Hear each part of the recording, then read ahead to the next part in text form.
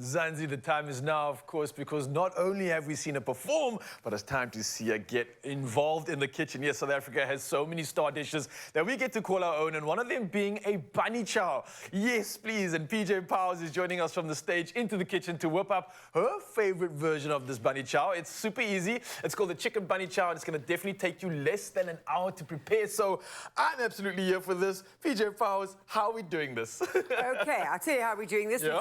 I've already put my oil in here, okay? Now I'm adding my onions. They're probably going to be, it's going to be very hot because this is on. Hot, right? Yeah, we want it to be hot, but we don't want to burn the onions. And then my trick is never to add oil because I'm not mad about overly oily food. Okay. So if these start to, while they're softening, if the oil starts to get too hot, I just have always got a little bit of water on hand. Oh, nice, okay. So that I just add water while I'm softening. So a little bit of a health box, a health hack over there, Yeah, not to add too much oil to the meal. No, I like that, actually. I don't like that layer of oil that sits on a bunny chow. You know, I grew up on bunny chow. I'm from KZN. I wanted to ask you, why out of all the recipes that we asked you to make today, you said, I want to see a bunny chow. I'm a bunny girl. Okay, so is this like something you have a good association with? Is this something you often had? I would have the bunny chow now. Probably for the last 5 years, I'd have the bunny chow without the bread. It defeats the object a bit, but I really do think that this is... I went to a function the other day, and somebody had very cleverly bought these little rolls. Yeah. And cut them in half, and they had, as finger food, they had these tiny little... like mini bunny chows? Yeah, just mini bunny chows. Yeah. That's pretty smart. Okay. I'm just trying to wrap my head around the fact that this has to be making sense because you're performing constantly. You're still performing back to back. Like this weekend, you were performing every single day. Yeah. You're out here on the show this morning. You're going to meet Carl later this afternoon on radio. You've got more performances coming up. There's got to be a secret to this. There's got to be a reason why you're moving like you're still a 30-year-old, acting like a teenager. No, but honestly, gotta love him. You've got such incredible energy. It's got to be, is it the fuel? Is it the movement? What's making this all come together so magically for so many years still? And it seems like it's only day one. I think sobering up 14 years ago helped. Okay. So I've been sober for 14 years, so I don't drink. I've never smoked. Nice. And I think most of all, my downtime is mine. I try to have as much of it as possible. I'm by nature a positive person. Okay. I'm not a pessimist. I mean, I'm not a negative person. Okay. And I make very careful that the people I surround myself with are positive. And positive. There is nothing more powerful than negative energy. Oh, that is so true. You know, I realized that when you came here this morning because it was just nothing but good vibes. I could feel the energy and it's radiated through the entire studio. So much so that we forgot to actually pay attention to this recipe right now. So let's get straight into it. I'm chopping onions. I'm chopping some bread. What are you adding to the pot over there? I'm adding some just regular tomato paste. All right. That's going to be fine. What I have forgotten to do, which I should have done before the tomato paste, but it's okay. I mean, it's a bunny chow after That's all good. Is I'm going to add, this is tamarind paste. But if you haven't got this, you can use... like a curry powder or something? You can use curry paste, a powder. You can use whatever you like. Okay, I like You can use a butter chicken paste. Ooh, yeah. So you can get creative with this as long as you don't forget what are the staples here, right? The bread, I'm assuming, is obviously a big part of bunny chow. Cut that in half. Okay. Cutting that in half. I'll show you. And then you've eaten a bunny. I have and indeed. Scoop out I've loved it. And I made a mistake of ordering a vegetarian bunny chow in Durban, thinking it's going to be very mellow. My throat turned into fire. I turned into a dragon. It was so hot. The ratios in Durban are very different to Cape Town when it comes to hotness, but I'm absolutely here for it. So I've cut the bread open. This is a very important part. You got to make sure you get the insides out of this, right? Yes, How do you do it? Okay, with your hands. You just go straight into it. Okay, cool. So I can just dig it out? But don't dig too deep because you don't want the bunny chow to come seeping through the bottom.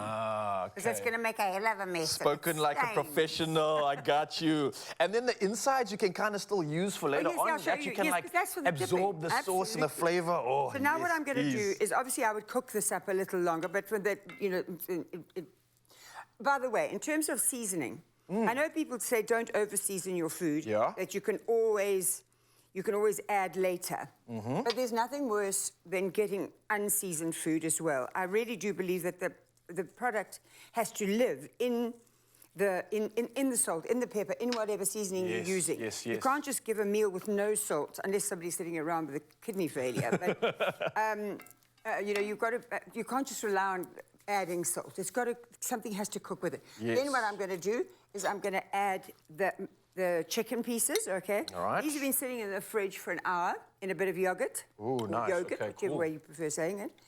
And I'm going to add that. If there hadn't been chicken in this yogurt, I'd just lick the... I definitely agree with you over there. Okay. Listen, we are going to be touching on more of this recipe in just a bit. Obviously, having so much fun with the legend, PJ Powell's in the building. We kind of like halfway through this bunny chow. Yep, We're going to move over. Simmer anyway. That's going to simmer for a little bit. We'll dive into the final steps of this recipe in just a bit, Mzansi, so you don't go anywhere. It's my feel-good breakfast show. I'm actually so excited right now, I'm struggling to stand. So my favorite song, World in Union, has been remixed with PJ Powers and DJ Kosher, and they're going to be performing it in just a moment. So like, box ticked, best day of my life. Now we've got a bunny chow that you've made. PJ Powers made her own bunny chow, and now she's going to teach me how to eat it. Peach, okay, how does one eat a bunny chow? Bearing in mind, half our viewership might just turn off their TV if we don't do it right. So how do you set your bunny chow up? How I set my bunny chow up is cook my chicken. This is a chicken bunny. Okay, so I've got a half loaf of sort of government white bread, all right? Government white bread, And boom. take out the centre, not too much, as I said earlier, because we don't want the bunny to leak through. You've got to have a bit of backbone there. Exactly. Yeah, okay. So, and good luck if you can eat a whole bunny. I normally order a quarter bunny. You see, and there's no shame in that. There's no Not shame in a that. shame at all. And then we politely Is there anything polite put about some... a bunny? I don't no, know. there's nothing polite about a bunny, let's face it. So you want to choose meat and potato. You don't... There's nothing more irritating than just getting meat. Okay. I mean, just Just getting potato Yeah, I in was your gonna bunny. say, yeah. Okay? And you can fill it up There we go. even more.